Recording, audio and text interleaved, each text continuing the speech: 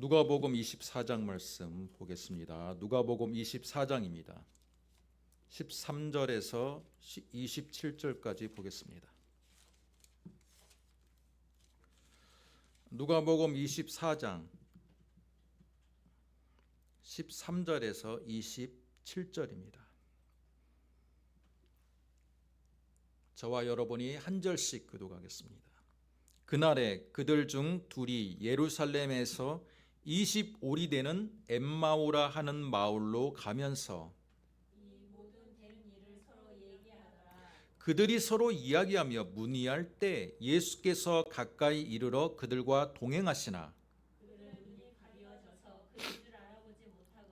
예수께서 이르시되 너희가 길 가면서 서로 주고받고 하는 이야기가 무엇이냐 하시니 두 사람이 슬픈 빛을 띠고 머물러 서더라.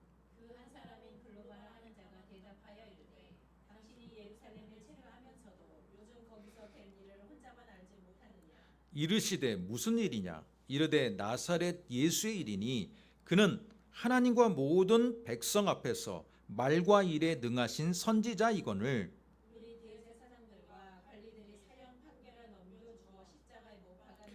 우리는 이 사람이 이스라엘을 속량할 자라고 바랐노라. 이뿐 아니라 이 일이 일어난 지가 사흘째요.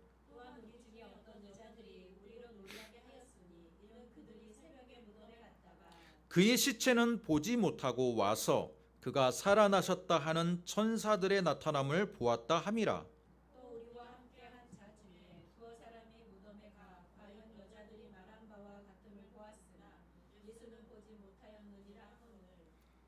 이르시되 미련하고 선지자들이 말한 모든 것을 마음에 더디밌는 자들이여.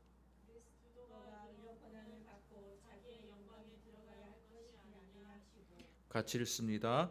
이에 모세와 모든 선지자의 글로 시작하여 모든 성경에 쓴 바 자기에 관한 것을 자세히 설명하시니라. 아멘. 오늘 우리가 읽은 이 말씀을 가지고 부활과 두 제자라는 제목으로 말씀을 듣도록 하겠습니다. 반갑습니다. 오늘 부활절 맞이해서 진정으로 우리가 기쁨으로 예배에 참여한 줄로 믿습니다. 자, 다 같이 한번 소리를 들어봅시다. 부활의 기쁨을 우리 함께 주님과 함께 기쁨으로 맞이합니다. 아멘. 자, 오늘은 항상 부활절을 맞이할 때마다 부활의 증인에 대한 말씀을 우리가 들었는데 오늘도 마찬가지예요. 두 제자가 부활의 증인된 제자입니다. 하지만 다른 부활절과 달리 오늘은 좀 중요한 이야기를 더 중요한 이야기를 한번 여러분과 저희들이 함께 은혜를 나누고자 합니다. 자, 먼저 그림 자료를 하나 보겠습니다. 앞에 모니터를 봐보세요. 자, 모니터 앞에 어떤 그림이 있습니까?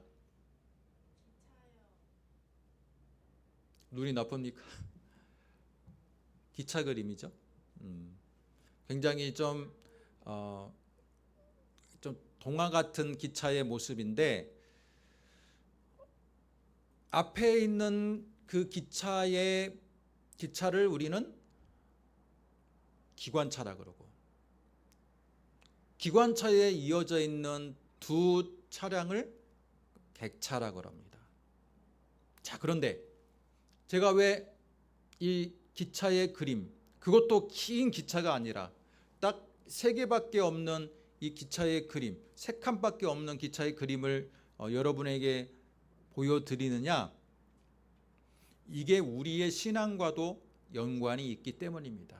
제가 몇 번은 말씀을 드렸지만 기차를 한번 보면서 한번 생각해 보겠습니다. 기차는 동력을 어디에서 얻습니까? 지하철 같은 경우는 전기에 연결되어서 각 차량마다 동력을 얻지만 제가 그림으로 보여주는 이 기차는 전통적인 그림의 이 기차는 동력을 앞에서만 얻을 수 있어요. 그래요, 안 그래요? 앞에서만 얻어요. 나머지의 이 객차들은 그냥 동력을 내는 기관차에 연결되어서 함께 따라가는 것일 뿐이에요. 자, 그런데 이 기차의 그림을 보고 제가 여러분에게 세 가지를 한번 말씀을 드리겠습니다. 먼저 믿음, 두 번째로 감정, 세 번째로 팩트, 사실. 여러분, 사실, 믿음, 감정, 이것을 여러분에게 한 사람씩 주어서 이 기차 안에 한번 붙여보세요 라고 마치 유치원 아이들에게 한번 붙여봅시다. 글자를 붙여봅시다. 그러면 여러분은 어떤 단어를 맨 앞에 붙이겠습니까? 두 번째에는 어떤 단어를 붙이겠습니까? 세 번째에는 어떤 단어를 붙이겠습니까? 믿음, 감정, 팩트, 사실.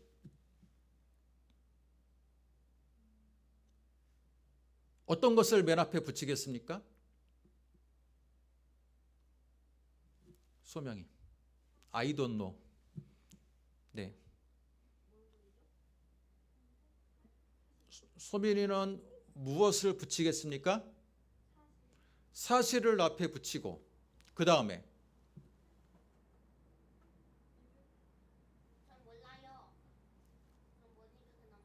사실을 앞에 붙이고, 두 번째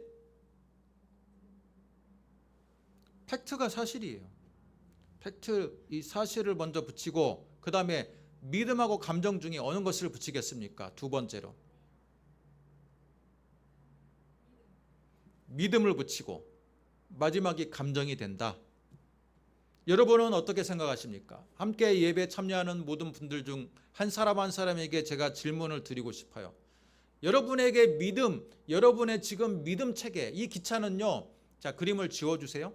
이 기차는 우리의 믿음 체계를 지금 말하고 있어요. 내 안에 있는 이 믿음이 과연 동력을 내는 맨 앞에가 과연 어디가 여러분에게 동력을 내는지 질문하는 거예요. 어떤 분들은 동력을 내는 부분들을 이 세 가지 요소 가운데 저는 감정입니다. 그렇게 이야기할 수 있어요. 내가 주님을 만난 그 기쁨, 주님을 만났을 때의 그 감격이 나는 신앙생활의 동력입니다. 그런 분이 있을까요? 없을까요? 있어요.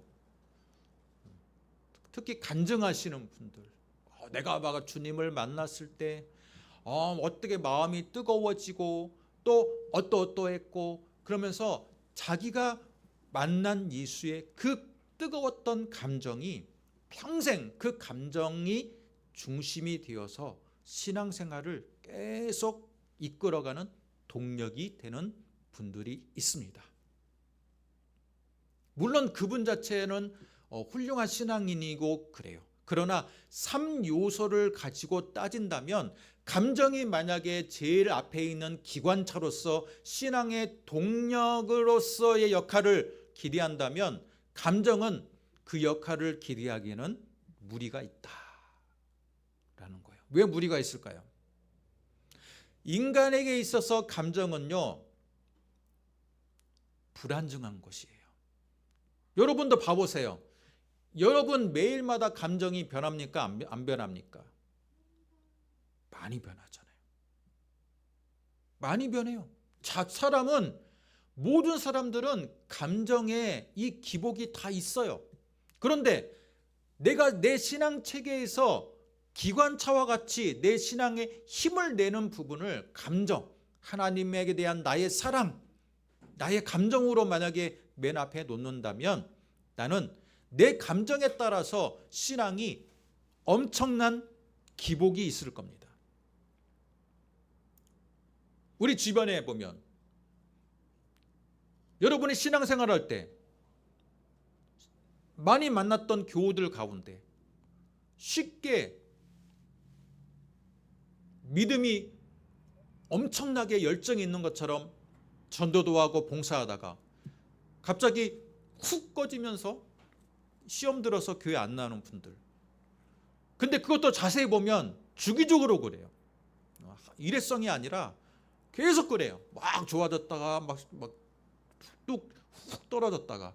여러분, 그런 분들의 신앙의 체계의 특징은 뭐냐면 내 신앙의 동력이 감정에 있을 때 그렇다는 겁니다.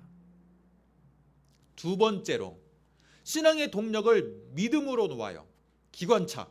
내 신앙의 동력을 믿음으로 놓으면 믿음으로 놓고 그 다음에 감정이고 마지막이 팩트나 사실.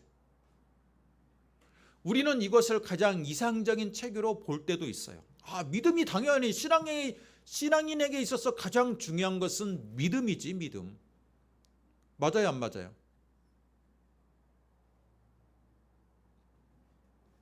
우리 이주원 청년 맞습니까, 안 맞습니까? 신앙의 동력을 내는 게 당연히 믿음이지.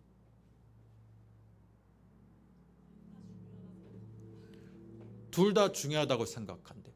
그런데 이 3요소를요 똑같은 자리에 한 곳에 놓을 수가 없어요. 분명히 이것은 순서가 있어. 만약에 기관차와 같은 동력을 믿음에 놓는 것 맞아요, 안 맞아요? 당연히 신앙생활은 믿음이 최고지. 맞습니까, 안 맞습니까? 맞긴 하대요. 맞다고. 맞아요. 그렇지, 믿음이 최고지. 그런데요, 믿음을 기관차에다 놓고 신앙의 동력을 삼는 자들이 갖는 치명적인 약점이 있어요. 그게 뭘까요?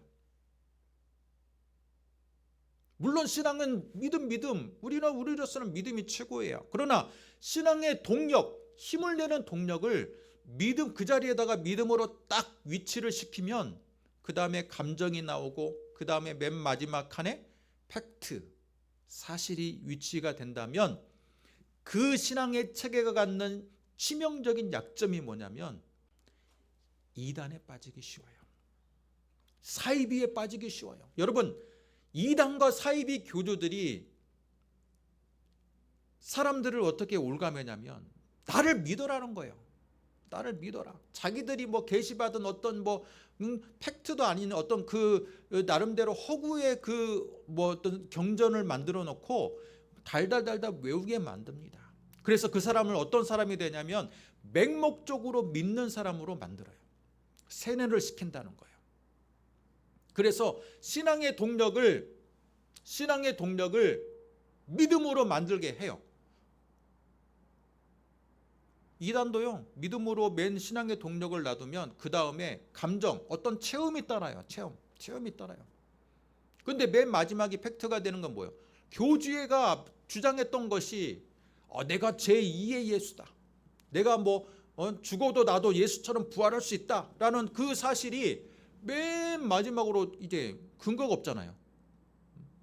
박태선도 죽었지만 부활하지 못했고 지금 이만희 씨도 이제 곧 죽겠지만 그 사람이 주장하는 게 제2의 예수가 어떻게 제2의 예수가 될 수 있는지, 왜 나중에 이 팩트는 제일 나중에서 사람들이 잊혀지고 중요한 것은 그냥 믿음만 남는 거예요. 우리 신자들 가운데서도 팩트로 생각하지 않고 그냥 믿음만 앞세워서 믿습니까? 그러면 예, 믿습니다. 그것만 중요하게 생각하는 분들이 있어요. 믿습니까? 믿습니다. 그러나 진정한 3요소의 가장 이상적인 신앙체계의 모습은 뭐냐? 팩트가 앞에 있어야 돼요. 진리가 앞에 있어야 돼요. 사실이 앞에 있어야 돼요. 그 진리가 신앙의 동력이 되는 것이고 그 뒤에 뭐가 따라야 돼요? 믿음이 따라야 됩니까? 감정이 따라야 됩니까? 둘 중에 하나를 한번 생각해 보세요. 이 팩트 뒤에 감정이 따라야 됩니까? 믿음이 따라야 됩니까? 믿음이 따라야 되고 마지막에 감정이 따라야 돼요. 이게 진정한 정답이에요. 왜 그러냐? 우리의 믿음이라는 것이 굉장히 중요하고 소중하지만 우리가 개인적으로 믿는 이 믿음이 신앙의 동력은 될 수 없다라는 거예요. 왜? 우리가 믿는 믿음은요, 분명히 무엇을 믿어야 되는, 무엇이 있어야 된다는 거예요. 왓이 있어야 돼, 왓. 그죠? 여러분, 왓이 없는데 그냥 믿어요? 그것은 내 안에 있는 믿음 체계가 뭔가 잘못된 거예요. 분명히 뭔 진리나 또는 어떤 팩트가 있어야지 그것에 대한 나의 반응이 믿음이 돼야 되는 거예요. 그렇습니까? 안 그렇습니까? 그것 없이 그냥 팩트 없이 그냥 믿기만 하고 믿어야 된다고 무조건 믿어라. 믿음의 훈련만 막 시켜. 그렇게 하고는 맹목적인 신앙인이 되기도 쉽고 또 이단에 빠지기 쉬운 신앙인이 될 수 있다라는 거예요. 제가 왜 이 지금 기차 얘기를 지금까지 계속합니까? 오늘 말씀하고도 굉장히 연관이 있기 때문에 그래요. 제가 언제 연관 없는 이야기를 앞에서 이야기했습니까? 안 하잖아요. 자, 오늘 그러면 우리 신앙의 체계의 가장 동력이 되는 이 팩트, 이 사실, 진리에 대해서 오늘 말씀은 어떻게 이야기합니까? 특별히 오늘 부활절이니까 이 기관차에서 해당하는 이 팩트는 무엇입니까? 예수의 십자가와 부활이에요. 이 예수의 십자가와 부활이 우리의 신앙의 동력이 된다는 거예요. 예수 십자가와 부활이 없으면 우리가 갖는 믿음 체계도 믿음과 감정도 잘못된 것이에요. 그래요, 안 그래요?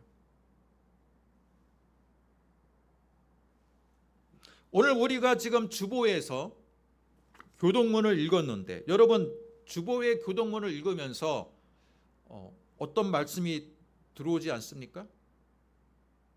저는 주보회가 오늘 읽은 134번의 교동문 가운데 어느 부분이 가장 눈에 들어왔냐면 밑에서 네 번째 줄, 그리스도께서 만일 다시 살아나지 못하셨으면 우리가 전파하는 것도 헛것이요 또 너희 믿음도 헛것이다.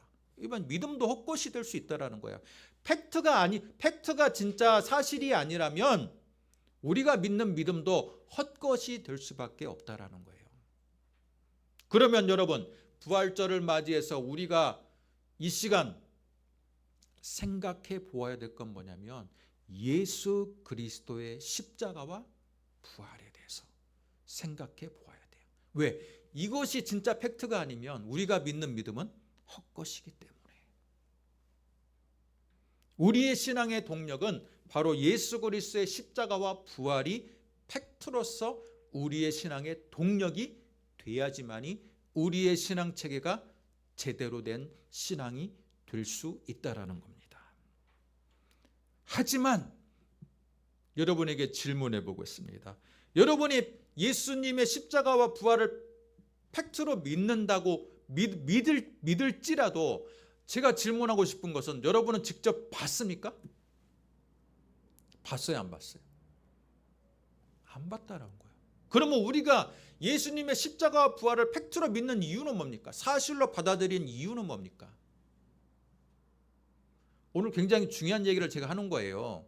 부활절이기 때문에 그냥 흔하게 하는 부활절 말씀을 하는 게 아니라 여러분의 믿음 체계에 대해서 제가 질문하는 거라는 거예요.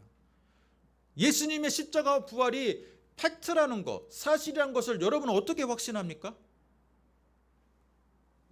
네? 따라해 보겠습니다. 사도들과 여인들의 증언에 기초한 팩트. 우리가 2000년 전에 타임머신을 타고 돌아갈 수 있는 게 아니잖아요. 그 당시를 직접 목격한 게 아니잖아요. 그러면 우리가 예수님의 십자가와 부활을 팩트로 받아들인 이유는 뭐냐?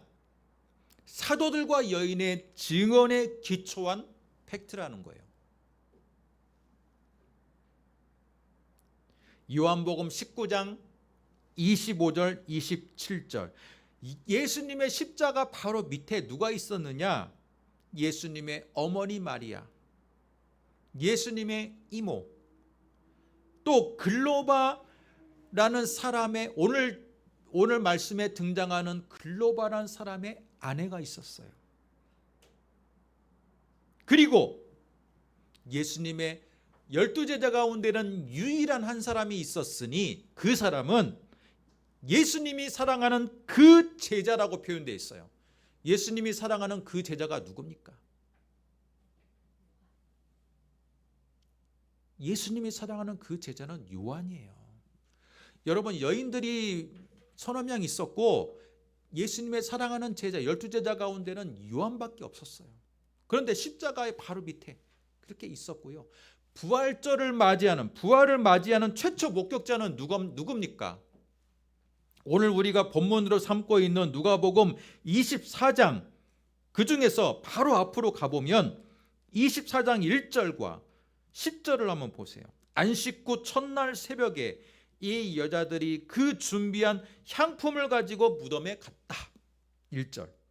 10절 한번 여러분 같이 한번 읽겠습니다. 10절, 24장 10절 시작. 이 여자들은 막달라 마리아와 요한나와 야고보의 모친 마리아라, 또 그들과 함께한 다른 여자들도 이것을 사도들에게 알리니라. 여러분, 빈 무덤, 예수님의 부활을 했던 빈 무덤을 목격하러 제일 첫 번째 목격자는 누구였냐면 바로 막달라 마리아, 요한나라고 표현됐는데 다른 성경에서는 살로메라고 표현되어 있어요. 살로메, 야고보의 어머니 마리아, 이 세 여인이 예수님의 부활을 가장 먼저 목격한 사람이에요. 이 여인들이 그것을 목격하고 당연히 누구한테 가겠습니까? 마가의 다락방에 있는 이 제자들, 12제자가 달려가는 거예요. 달려갑니다. 그리고 우리가 예수님의 무덤을 찾아갔으나 무덤이 비었고 부활을 증언하는 그 예수님의 천사를 만났고 얘기해요. 제자들의 반응이 어때요? 제자들의 반응이 어떻습니까? 믿지 않더라. 제자들의 반응이 너무 재밌습니다. 12제자가 믿지 않아요. 에이, 어떻게 우리 스승님이 원래 이 땅에 계셨을 때 죽은 자도 일으키고 5천 명도 먹이는 우리 스승님이었지만 우리 스승님이 어떻게 십자가 달린 거 우리 다 봤는데 어떻게 부활할 수 있어? 믿지 않았어요. 그런데 그 중에서 그나마 수제자였던 베드로와 요한은 달려갔어요. 요한복음 20장 3절에서 10절을 보면요, 그들도 믿기 때문에 간 게 아니야. 그냥 확인하러 간 거예요. 수제자니까. 그죠? 베드로와 요한이 가봤더니 진짜 무덤이 비어 있는 거예요. 자, 이것까지가 팩트예요, 팩트. 그래서 우리가 믿고 있는 이 예수님의 십자가 부활은요, 우리가 어떤 것에 근거하고 있느냐면 사도들과 여인들의 증언에 기초한 부활의 팩트에 우리는 신앙을 기초하고 있다는 거예요. 그리고 그 직후예요. 오늘 말씀을 보겠습니다. 오늘 말씀 13절로 넘어갑니다.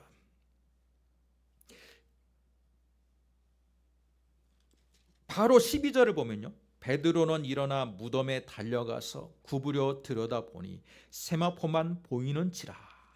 그 된 일을 놀랍게 여기며 집으로 돌아가니라. 베드로가 이제 믿지는 않았지만 그래도 확인하러 갔어. 그랬더니 진짜 세마포밖에 없어요. 예수님의 그 시신을 감쌌던 세마포밖에 없고 예수님의 시신은 보이지 않고 그것만 좀 이상하다 하고 지금 온 거예요.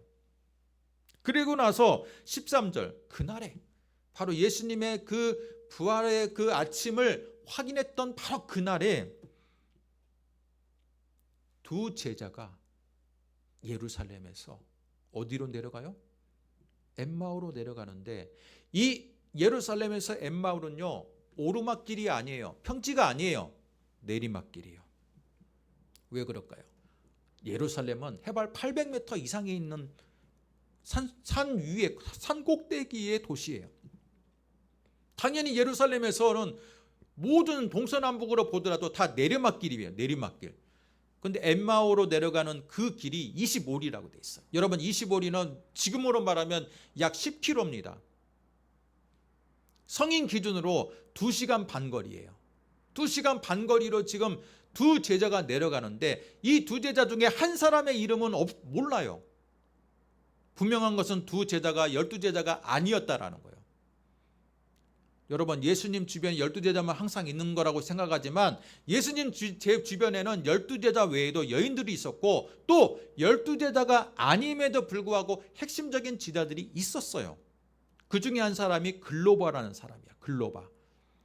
이 두 제자 중에 한 사람은 글로바였고 한 사람은 이름이 나오지가 않아요.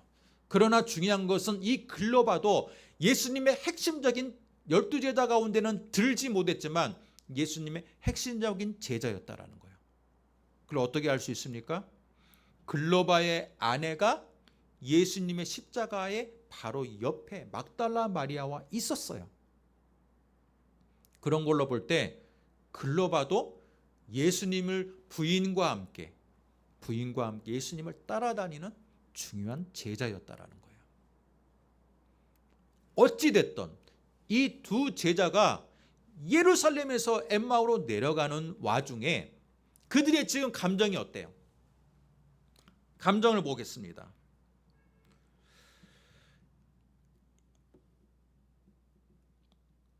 17절 하반부를 보세요. 예수께서 이르시되 너희가 길 가면서 서로 주고받고 하는 이야기가 무엇이냐 하시니 두 사람이 감정이 어때요? 슬픈 빛을 띠고 머물러 서더라. 이들이 지금 여러분 제가 처음에 이야기했던 팩트, 믿음, 감정 중에 이들의 감정이 어때요? 슬픈 빛이에요. 왜 슬플까요?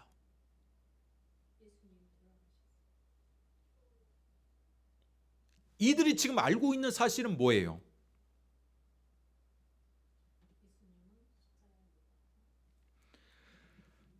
(22절과 23절을) 보면 또한 우리 중에 어떤 여자들이 우리로 놀라게 했으니 이는 그들이 새벽에 무덤에 갔다가 그의 시체는 보지 못하고 와서 그가 살아나셨다 하는 천사들의 나타남을 보았다. 또 24절 우리와 함께한 자 중에 두어 사람은 누구예요? 베드로와 요한이에요. 베드로와 요한이 지금 그 말을 듣고 확인하러 갔는데 여자들이 말한 바와 같이 되었으나 그들은 예수를 보지는 못했으나 세마포밖에 못 보았다. 그러면 그들이 알고 있는 사실은 뭐예요? 예수님의 부활을 목격했습니까? 목격하지는 않았으나 여인들의 증언과 베드로와 요한의 증언으로 볼 때 유력하게 예수님이 부활했을 거라고는 짐작하고 있는 상황이에요. 그런데 그들의 감정이 뭡니까? 슬픈 빛. 왜 슬플까요? 제가 매번마다 설교를 이렇게 준비하는데 이번에는 설교가 좀 다르지 않습니까? 계속 지금 탐구하게 되는 거예요. 왜 슬펐을까?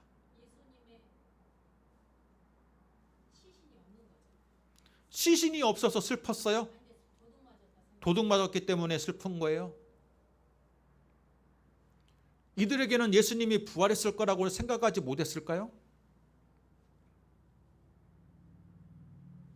23절 그의 시체는 보지 못하고 와서 그가 살아나셨다 하는 천사들의 나타남을 보았다. 그걸 지금 들었어요. 그런데 이들도 마찬가지로 제자들과 똑같은 반응이에요. 믿지 않았더라. 그 이야기를 들었으나 베드로와 요한도 분명히 빈 무덤을 보고 왔다라는 것을 들었으나 제자들하고 똑같은 반응, 믿지는 않았더라. 믿지 않으니까 슬픈 거예요. 믿지 않으니까 슬픈 거예요.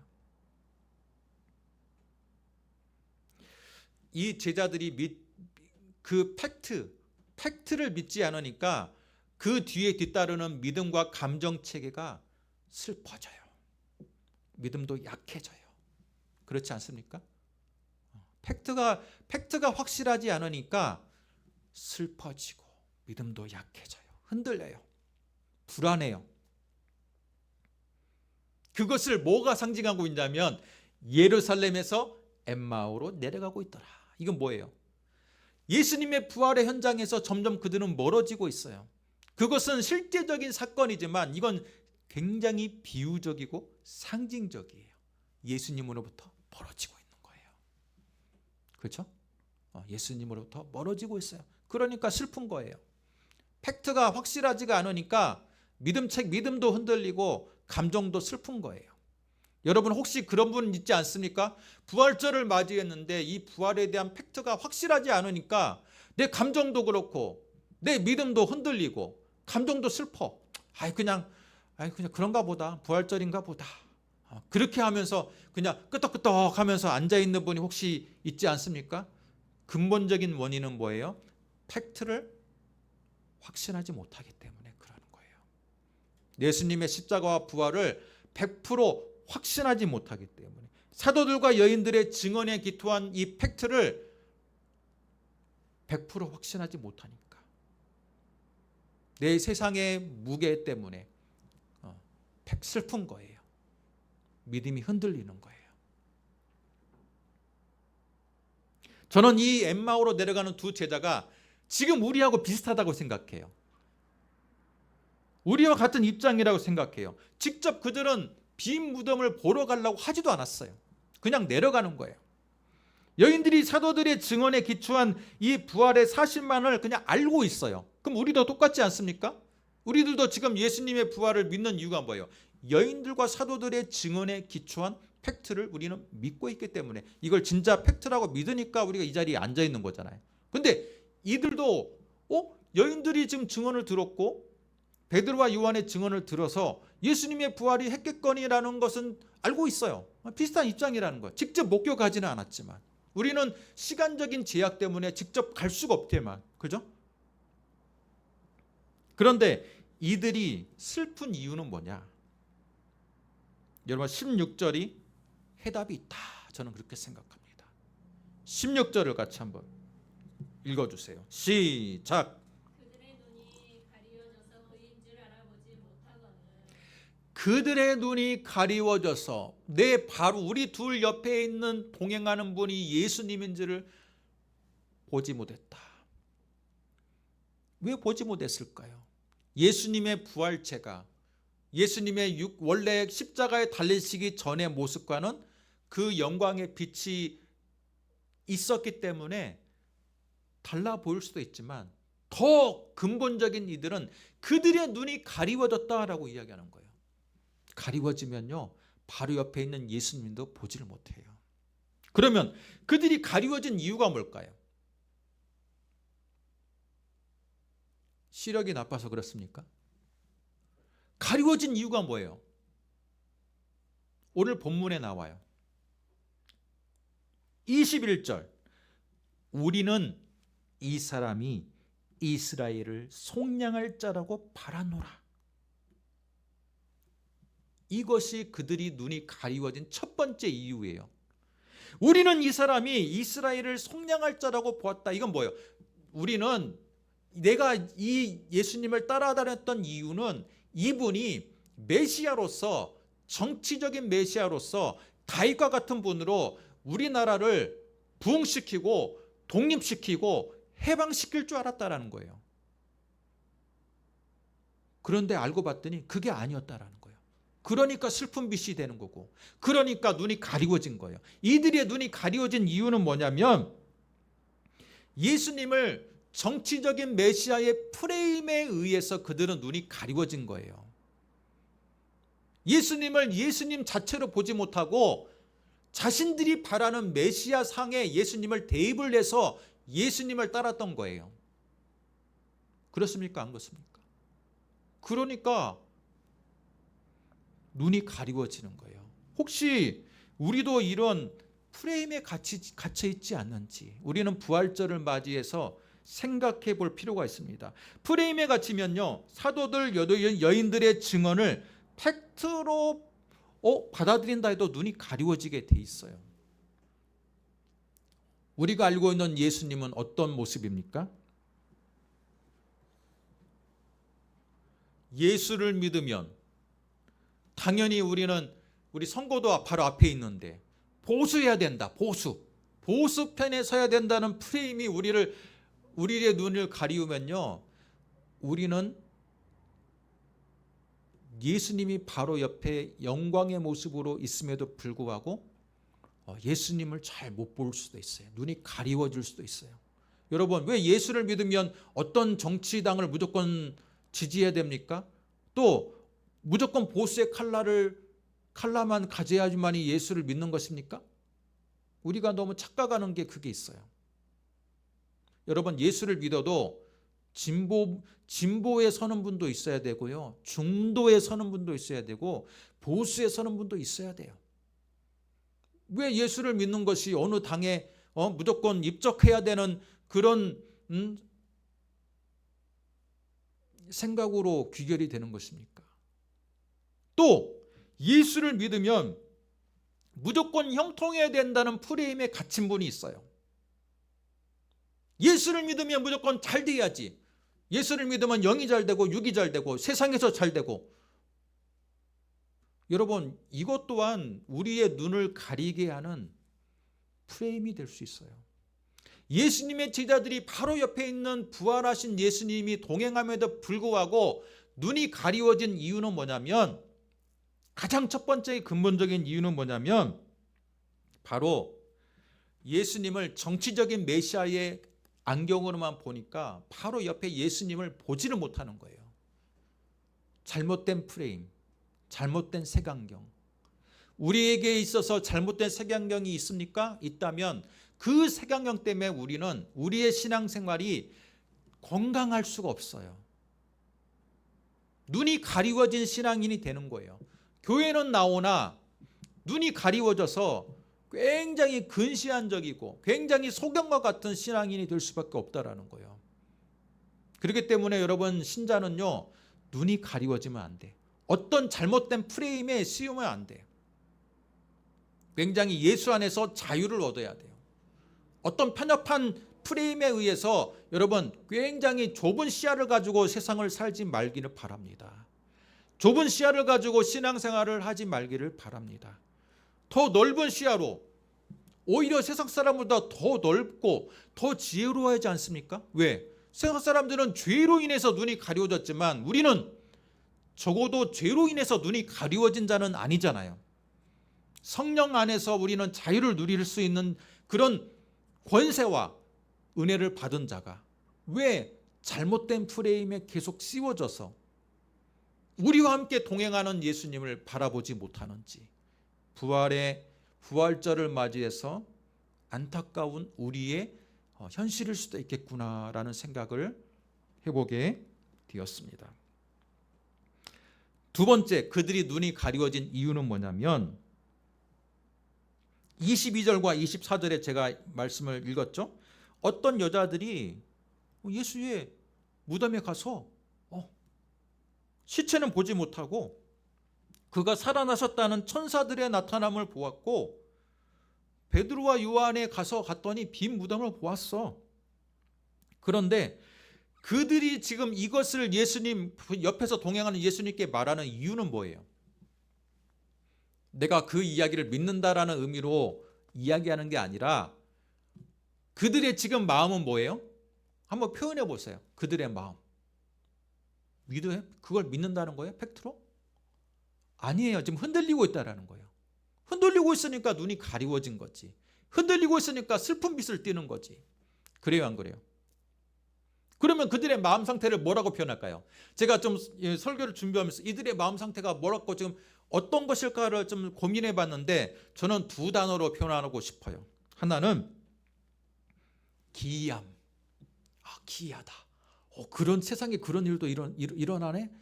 그런 일도 일어날 수 있겠구나라는 기이함이고요. 또 한 가지 마음은요,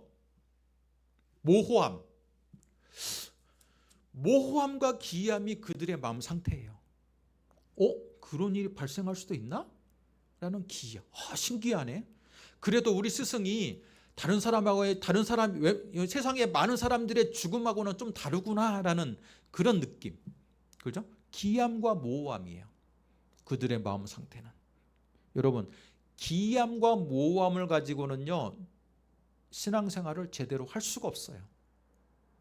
적어도 우리 스승이 세상 사람들이 다 죽는, 그냥 죽고 썩어 없어지는 그런 방식으로는 죽지는 않았구나, 부활할 수도 있겠구나라는 이 모호함, 그냥 가능성, 기이함으로 가지고는요 신앙의 동력을 낼 수가 없어요.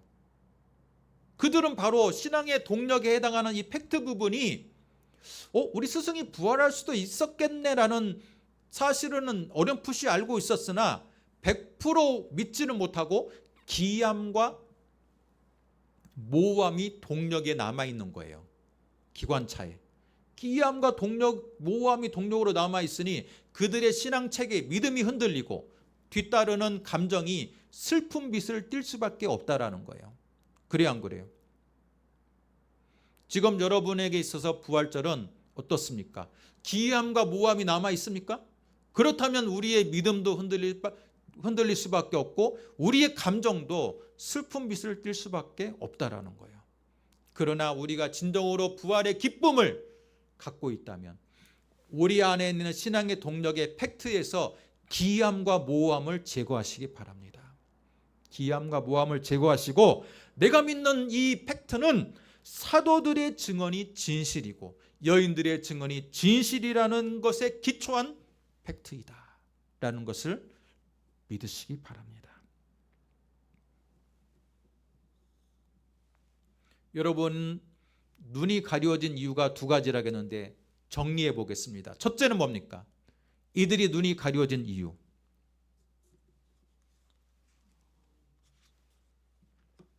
잘못된 색안경, 잘못된 프레임, 우리가 예수를 바라보는 잘못된 색안경이 있는 거예요. 우리는 정치적인 메시아, 정치적인 메시아를 원했기 때문에 예수가 부활했다 해도 그게 우리한테 우리가 바라는 스승은 죽었다 부활한 스승이 아니라 그냥 사람들에게 대중적인 지지를 얻고 이 나라를 로마의 압제에서 전복하고 영웅이 되는 메시아를 원했다라는 거예요. 그죠? 그런 프레임에 갇히면요 눈이 가리워지는 거예요. 혹시 우리도 잘못된 프레임에 갇혀 있지 않는지. 예수 믿으면 만사 영통이고, 예수 믿으면 어떤 정당을 지지해야 되고, 예수 믿으면 무조건 믿음이 약해서 병 걸리는 것이고, 이런 잘못된 프레임에 갇히면요 눈이 가리워지는 거예요. 두 번째, 우리 신앙의 예수의 십자가와 부활을 100% 믿지 못하고 그 안에 모호함과 기이함이 남아있다면 기관차가 동력을 낼 수가 없고 그 뒤따르는 믿음과 감정체계도 건강할 수 없다라는 겁니다. 사랑하는 성도 여러분, 부활절의 아침을 맞이해서 지금 여러분에게는 어떻습니까? 마음이 부활의 기쁨으로 가득 차 있습니까? 믿음이 흔들리지 않는 믿음으로 부활절을 맞이하고 있습니까? 그렇다면 나의 신앙의 기관차인 이 팩트, 예수의 십자가와 부활은 나에게 그 어떤 것보다도 확실한 믿음의 동력으로 남아 있는 줄 믿습니다. 하지만 아직까지도 그것에 대해 확신하지 못하고 글로버와 한 제자처럼 모호함과 기이함으로 남아있다면 나의 믿음 체계, 나의 감정 체계 여전히 갈피를 못 잡고 흔들리는 주간이 될 줄로 될 거라고 저는 생각합니다. 이 시간 성령께서 우리 마음에 더 큰 믿음을 주셔서 내가 믿고 있는 신앙의 동력은 사도들과 여인들의 증언에 기초한 십자가와 부활을 팩트로 믿는 것에 있음을 믿고 그 사실에 진정으로 기뻐하고 진정으로 흔들리지 않는 믿음과 진정으로 기뻐하는 감정을 가지고 부활절을 맞이하시기를 주님의 이름으로 축복합니다. 기도하겠습니다. 아버지 하나님, 은혜와 사랑을 감사합니다. 오늘 부활절을 맞이해서 우리에게 귀한 은혜의 말씀을 주심을 감사합니다. 흔하게 예수 부활했네라는 찬양하고 또 부활에 대해서 당연히 여기는 말씀을 듣고 지나가는 부활절이 아니라 진정으로 우리의 믿음 체계를 점검해 볼 수 있는 귀한 기회를 주심을 감사합니다. 다시 한번 부활절의 의미를 되새기며 우리 안에 있는 믿음과 감정 체계를 생각하며 진정으로 바른 믿음, 바른 감정을 가지고 진리에 기초한 신앙이 될 수 있도록 주님 우리와 함께 동행하여 주시고 은혜 베풀어 주시옵소서. 예수님의 이름으로 기도드립니다. 아멘.